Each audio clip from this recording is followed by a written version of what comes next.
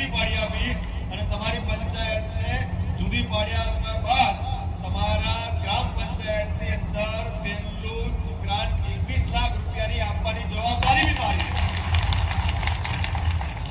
આ બધું ક્યારે થશે? આ બધું ક્યારે થશે કે તમે ભાજપની હાથે કમળની અમે બટન દબાવશો ત્યારે. તમે બટન નહીં દબાવો તો પંચાયત જુદી પડવાની જ નહીં. આ સાચું કહું છું. તમારી મદદે રૂપે હું આવીશ પણ તમારે મારી મદદ કરવાની થશે.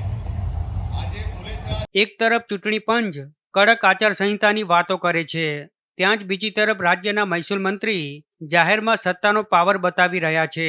ચૂંટણી મંચ પરથી મંત્રીશ્રીએ મતદારોને સ્પષ્ટ લાલચ આપતા જણાવ્યું કે જો ભાજપને મત આપશો તો તમારી પંચાયત જુદી કરી આપવામાં આવશે અને રૂપિયા 21 લાખની ગ્રાન્ટ ફાળવવામાં આવશે.